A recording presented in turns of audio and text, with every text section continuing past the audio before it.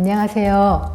지난 시간에 농촌사회의 동력에 대해서 살펴봤습니다. 새마을운동은 농촌진흥운동이 새마을운동의 출발이었다라고 하는 이야기도 있습니다. 그래서 우리가 새마을운동을 이해할 때 농촌진흥운동이 무엇이었고 그 운동과 새마을운동은 어떤 관계에 있는지를 이해할 필요가 있다고 생각을 해서 이 강의를 준비를 했습니다.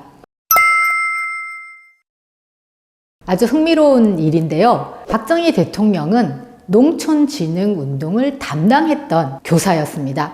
여러분 박정희 대통령의 경력에 대해서 얼마나 아시나요? 많이 모르시겠죠? 박정희 대통령은 1917년 경상북도 구미 출신입니다. 어려서부터 총명했고 공부를 잘 했습니다. 그래서 아주 천재들이, 수재들이 간다는 대구 사범학교에 입학을 했습니다. 대구 사범학교에 입학을 하면 초등교사를 할 수 있었고요. 대구 사범학교를 졸업하고 문경보통학교에서 1930년대 몇 년간 교사 생활을 했습니다. 바로 그 시기에 일본은 농촌진흥운동이라고 하는 농촌 근대화 사업을 추진하고 있었는데요. 이 농촌진흥운동은 어떤 운동이었느냐? 네, 바로 1929년 대공황이라고 하는 세계적인 경제 위기가 있었습니다. 이 대공황에서는 일반 발달된 자본주의 국가보다 조선과 같은 식민지는 더 많은 타격을 받았습니다. 이 대공황 때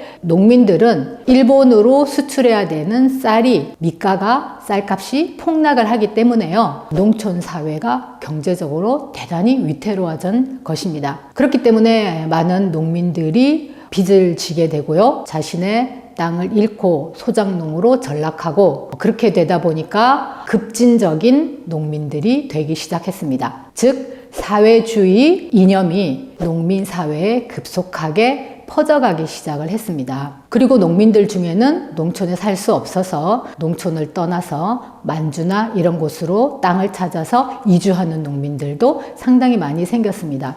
그러다 보니까 일본은 어떠한 방식으로든지 이 농촌 사회의 상태를 개선하기 위한 정책을 추진해야 됐고요. 그것이 바로 1930년대 농촌진흥, 농촌을 발전시킨다는 것이죠. 농촌진흥운동으로 나타났습니다. 이 농촌진흥운동은 마을을 단위로 이루어졌고요. 가가호호 농민들을 방문해서 부채를 탕감할 수 있는 방안도 마련하고 실질적으로 농촌의 환경을, 농촌의 소득을 개선하기 위한 그런 지도가 이루어지도록 설계되었습니다. 왜 일본이 그렇게 농민들에게 좋은 일을 했냐고요? 농민들이 있어야지 식민 지배가 계속되지 않겠습니까? 지속 가능한 지배를 위해서 농촌 사회의 안정화는 불가피한 상황이었습니다. 그렇기 때문에 전시체제기로 넘어가기 전 상당히 어떻게 보면 일본의 농촌 지배 정책 중에서는 나름대로의 긍정성을 가졌던 것이 농촌진흥운동이라고 볼 수가 있습니다. 이 운동을 박정희 대통령은 문경보통학교 시절에 이 운동을 담당했던 교사였습니다. 그래서 박정희 대통령으로부터 농촌진흥운동의 노래를 배웠다는 구술자의 인터뷰가 남아 있습니다. 박정희 대통령은 사범학교를 다니면서 여러 가지 이제 교과를 배웠을 거고요. 나팔을 굉장히 잘 불었다고 하는데요. 나팔로 농진가를 박정희 선생님께서 들려줬다라고 하는 구술 인터뷰 자료가 있는 것으로 볼 때 박정희 대통령은 농촌진흥운동을 직접 체험한 인물이라고 볼 수가 있습니다. 그리고 어떻게 했나요? 농촌 교사로서의 지위를 버리고 만주로 군인이 되어서 이직을 하게 됩니다.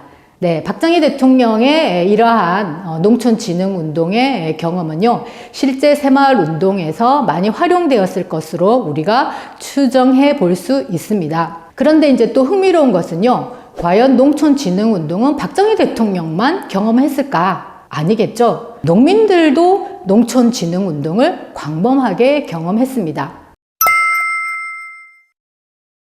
제가 그들의 새마을운동에서 쓴 마을 주인공 중 하나가 아미리 마을입니다. 이천에 있는 마을인데요. 그 마을의 조사를 하면서 놀라운 사실을 발견했습니다. 그 마을에 들어가서 조사를 했는데 이 마을은 박정희 정부 시기에 자립마을로 2번 표창을 받은 마을입니다. 그런데 그 노인들의 이야기가 우리 마을의 새마을운동은 1930년대부터 있었다. 30년대 새마을운동을 추진했던 그 지도자의 비석이 여기에 있다. 라고 하면서 그 지도자의 비석 그리고 그 지도자의 사진을 보여주었습니다. 유심히 이제 살펴보니 그 지도자는 1930년대 중반 이천에서는 최초의 유리창이 박힌 그러한 공회당이라는 건물을 지어서 그 앞에 앉아 있는 사진이었어요. 마을에서 노름을 하지 말고 도박도 하지 말고 술도 마시지 말고 그리고 마을에서 목화밭을 마련해서 부녀자들은 공동 경작을 해서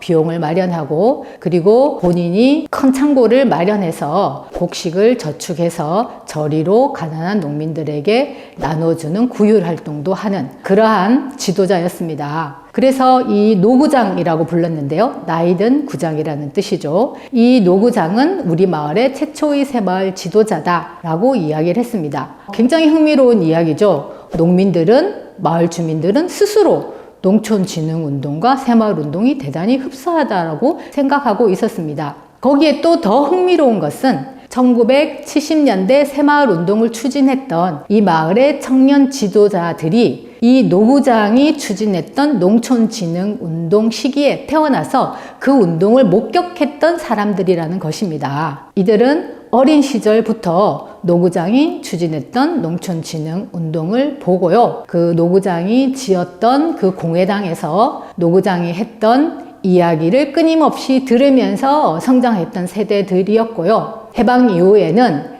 마을 방앗간을 만들어서 그 방앗간을 중심으로 조합을 만들어서 그 조합을 운영해서 마을 기금을 축적해 왔습니다. 그리고 이것을 바탕으로 새마을운동이 추진되었을 때 마을회관을 건립하고 마을의 어떤 현안을 해결하는 그런 과제들을 함으로써 자립마을이라는 성과를 내었습니다. 이렇게 놓고 봤을 때 실제 농민들도 농촌진흥운동의 그 경험이 새마을운동까지 이어지고 있는, 연속되고 있는 모습을 우리가 확인할 수 있습니다. 그러면 일본의 농촌진흥운동도 새마을운동과 마찬가지로 농촌진흥운동에 참여한 것을 친일했다라고 볼 수 있느냐? 저는 절대 그렇게 봐서는 안 된다라고 생각을 합니다. 그 시대를 사는 사람들은 일본의 모든 정책으로부터 자유로울 수는 없습니다. 그 정책이 자신의 마을을 위해서 필요한 경우에는 그 정책을 수용하고 그 정책이 자신의 마을을 해롭게 하거나 자신들에게 위험한 것이고 나쁜 것이라고 생각할 때는 그 정책을 태만히 하고 그 정책에 협력하지 않고 그런 모습을 통해서 자신들의 어떤 가고자 하는 그러한 방향성들을 가지고 가는 그 모습을 주목해서 보아야 된다고 생각합니다. 그러니까 일제에 협력했다라고 하는 것은 일본의 모든 정책에 협력한 것을 문제 삼는 것이 아니라 일본의 제국주의 침략 정책, 그 정책에 대해서 협력했느냐 아니냐라고 하는 것이 중요한 친일의 잣대가 되어야지 일본이 했던 모든 정책을 함께 수용하고 했다라고 해서